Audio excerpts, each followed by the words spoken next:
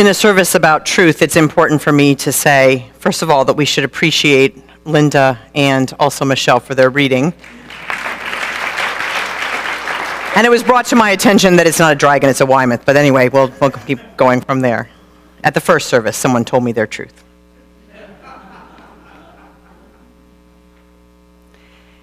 Now here is the message that I would have liked to preach today. Very short, very simple. Number one, we live in a world in which there's much falsehood and lying, which we are seeing modeled at the highest levels of our leadership nationally. Number two, this is bad. People should not do it. And number three, we should resist it because we are better, and that is good. The end. For those of you that needed that sermon today, good, you've got it. But for what it's worth, my message today is actually a little bit more complicated than that. Now, last summer, I picked this topic, two truths and a lie, thinking about that childhood game that many of us have played.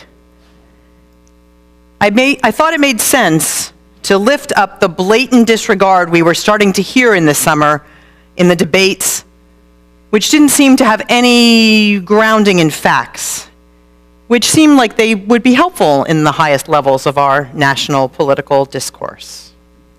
A few months later, we are introduced to the idea of alternative truth as a way to frame statements made in apparent disregard of the facts of situations. And then a little more time goes by, and we hear, in fact, that we are living in a post-truth era. And a few weeks ago, as I'm really starting to dig in and prepare for today's service in earnest, my issue of Time magazine arrives. And on a stark black background, there are only 3 words. Is truth dead? So there you go, I got this one. I think I'm renaming the sermon, though, as 2 lies and a much beleaguered truth. It ought to be simple, right? It ought to be like those childhood stories we've heard so many versions of. This one was the boy that said that the tiger ate the ginger biscuits, but we know all those stories. And we know that we're not supposed to not tell the truth.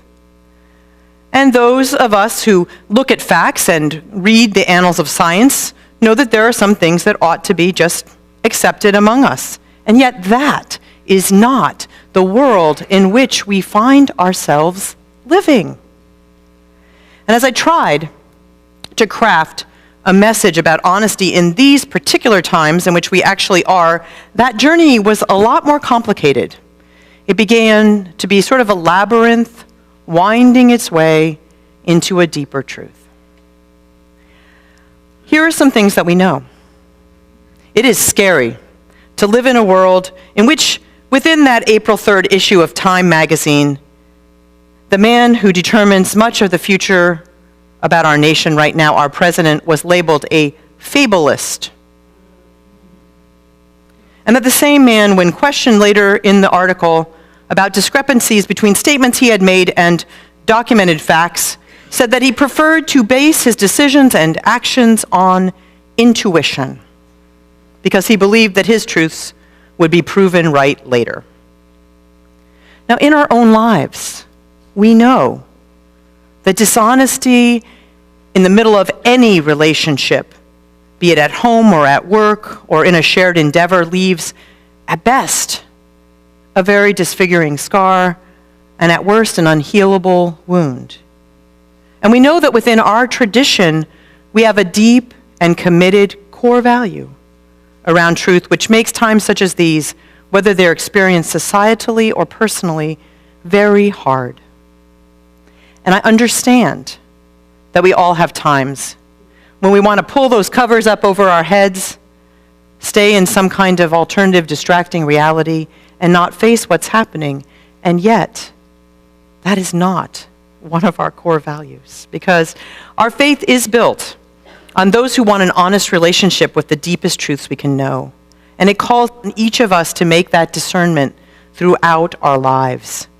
We are, in fact, not the easy faith we could seem like, that faith of, oh, believe anything you want, especially not in times like these. We are the inheritors of a 500-plus year tradition of delving in and doing the deep work of mining out the deepest truths we can know and then setting them forward on our farthest horizon as our aspiration. And that is the work that I believe we are called to do now.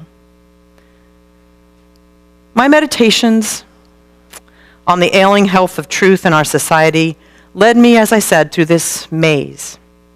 And I got stuck for a while in the turn where I started to try to think about absolute truths. And what are they? And how could they bring us together? I was really glad that Lou has been doing all this philosophical load-bearing for this service so that I didn't have to do that, because I found that that wasn't the place where my tired brain found much solace in this particular time. Because after all those twists and turns and the walking around, I realized that we don't live in a world in which absolute professed truths reign. Even though observation might tell us that honor and unity have more power over time than division and discord. That's not the reality we're living in. So what I've come to find as I twisted and turned deeper and deeper into the labyrinth of this message, spiraling towards something about truth for our times, is that honesty and truth, as they are most relevant in our own lives, are really not abstract concepts. They are our dialogue with our own deepest values. And what we're facing, I believe, often in our own families, in our own homes, and in our own workplaces, and certainly within our nation today, is a time in which we do not have a sense of what values we hold in common and what we are aspiring to do. Honesty is more than just saying the right words or turning to the right facts. It is about our commitment to live out of that which we have yet to see realized, but we know is possible. And that's at the heart of our religious commitment as well. I had the privilege to attend the annual benefit dinner for public advocates last week, and their president, Guillermo Mayer, said, "We can know what our core values are because they are the ones for which we are willing to be punished." And I would correct it a little bit and say, our core values are the ones for which we are willing to take risks, true risks. To thrive as individuals and also as a society, we need to have that common set of values. We need to have a way in which we can speak about the things that are truly important to us and those things that we need to do and to motivate others to do, and that we're willing to sacrifice for in order to get there. As a society right now, we don't have that. We're like the two people looking at the dragon, really convinced that, well, the other is a little off. This week I had an interesting experience because I was traveling, I picked up a magazine, and it was a magazine that was speaking to people who might be in a different location on the political spectrum from me. And in this magazine, they were talking about the decline of truth in our society. And they talked about those false truths from the liberal religious end of the spectrum and how damaging they are to our world and to people's safety. This very week, as I was preparing, I encountered that. We are not, as a society, speaking the same language or values. And it's too easy for us to simply say that people are ignorant or they're not committed or they don't understand or they don't know. But that is not the case. As I wound my way deeper and deeper and deeper into this subject, what I came to realize is it is just a different grounding. It is just a different dialogue. It is just a different truth. Now, for some of us, the power is in finding what will provide the greatest good for the greatest number. And we would be willing to suffer harm to ourselves, to affirm the rights of others to thrive and live free, many of us. We understand that our interdependence and the ways that we need one another and the rest of life depends on our awareness of this on this very fragile planet. And yet what we have awoken to in these mornings, day after day, as our news feeds come in on our phones and on our radios, is that there is a new moral feudalism which has taken over our nation and our world. And we need to sound our voice into that dialogue to be sure that our values, which are not the predominant values at the moment, are also heard. You know, everyone's truth is that which we can know. And the truth within my understanding is that we are living in a world in which so many people feel frightened and disenfranchised and also discounted. And in that world, many are looking for other sources of truth. They are looking for ways to not think about things that are too frightening to think about, ways to numb themselves, ways to look to some other, even delusional place that feels more comfortable. When we have problems like getting along at a global scale or addressing our climate change, they do not see answers. Fear has become a common emotion. And in this climate, belief is a protector, and we might prefer the king, the strong man. That might be the image that we want, that will cause us to have some moments of comfort. In our midst, in this sanctuary, for many of us, we have feared, and with good reason, the core values of those who are on the other side of the religious spectrum. For many of them, their vision of what is good and right does not include the wide diversity of people that we celebrate here each week. I believe, though, that we are seeing something even a little bit more scary than that. Because this particular change that we are going through is partly driven by the religious right, but it is also being governed by something else, a more turn towards the secular, away from all forms of religion, to a society being governed by a core value of individual acquisition and rights, especially material achievement as something to be put on a throne and worshipped. This is a secular society not undergirded with the shared ideas about a need for a common good or for basic honesty and truth. And that is why we watch as things that seem to us to be in that realm of falsehood are said over and over again, and we wait for the shoe to drop, but it never drops. Because people are bound only by a vague sense that they personally are owed more than they have right now. Take the issue of climate change. Scientists have offered evidence again and again about the changes in our climate. And yet whether or not the planet's climate is shifting is considered a matter for debate in many places.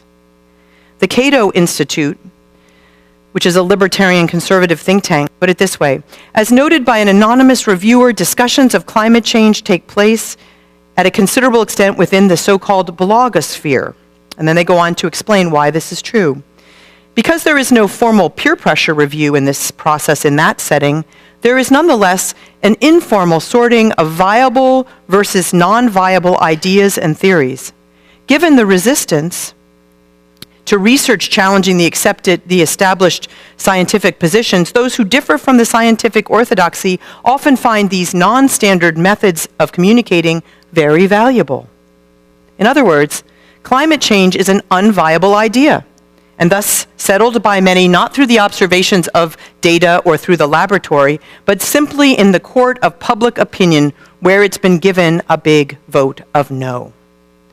The sources of information have become more segmented and more closed off. And in those very, very small and contained climates, all kinds of alternate growths are happening.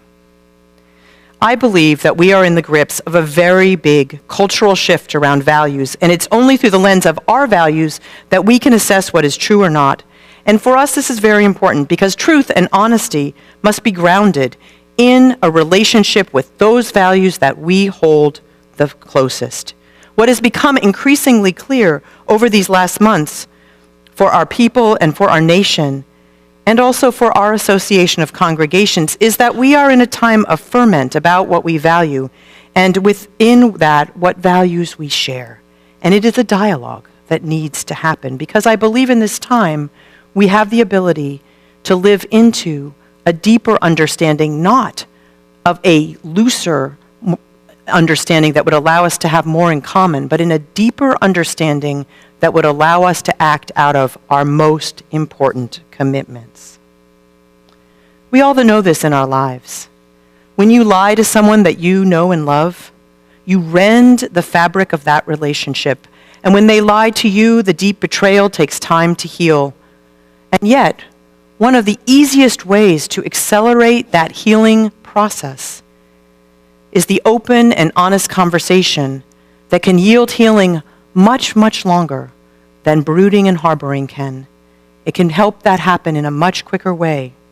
We need to be engaged in that open and honest conversations in our own life, in the life of our faith, and in our democracy. Because one thing we do know that has remained the same through all of this is that you really can't change the way that someone else thinks or acts. The only thing you can do is change your own commitment to what you believe and how you will live it out in your life every day. And in that, we need to look hard at ourselves. And we need to remember that we were not out protesting when immigrants were being deported at a record rate under President Barack Obama. We were not at the school board meetings when our public schools, which have been the source of those common values and that understanding of science, when they were being underfunded and defunded. And we were not calling our legislators about the defunding of that scientific infrastructure that allows our world to be understood through facts and data. We have allowed some in our economic system on our watch to amass fortunes and power beyond reason while failing to invest in the resources to create anything but illusions for those who are at the bottom of our economic food chains. And we have allowed the quiet crisis around our environment to grow and to build and to grow and to build year after year. So the glory in all of this is that we have been given a wake-up call. It's not the subtle harmony and birds sound on your phone. It's the big, loud, bell-ringing wake-up call for us to be more honest and more truthful about what we believe and how we will act out of it. We need to name the deceits we see, and we need to let our voices ring out around our deepest values. You can see in your order of service in the Being Sanctuary box that we're going to be asked to bring our voices to the streets in the marches for science and for the environment later this month. You know, I know this is true. And I challenge us all to think about taking one risk this week to say a truth in a place where we're not sure how it would be received. I know that this sermon has been a little short on humor and not great on entertainment values, so that's why I'm particularly grateful for the Dragon and Michelle and Nancy and Jim, who's an amazing, gifted person. But this is what I know is true. We need to be honest about the times we're living in. We need to take care of our spirits, pull those covers over us when we need to, and when we're done resting, we need to step out into the world in a full sheath of our values and our truths. This is a week in which many are in pain and many have lost their lives around the world. So let our comfort in this gathering be not a false comfort or an easy comfort, but the comfort of affirming who we are and what we stand for and touching that deep resolve to take that out into the world. Let us shout loud and proud that people matter more than profits, that life is very precious and should not be taken without deep deliberation and dialogue, that we must make the investments needed for our common survival and not just the survival of a few very privileged ones. In learning to say what we believe, we can begin again that much-needed dialogue with those who believe differently, because if we don't put our voice in the dialogue, they certainly aren't going to invite it in. So let's stay awake. Let's stay engaged. Let's find a way to forge a new channel of connection to those values that we know we cannot live without. And let's act on them in our days and in small and great ways, and take the risk of saying what it is that we do believe, even if sometimes it may feel like a seed falling on barren ground. we can do no less, for this is our heritage. The people who came before us gave of their lives so that we may speak our truths, and that is something we must never, never take for granted. By looking at the far horizon of our aspirations, may we continue to take heart in these times and in speaking our truths. May we be the ones to make it so.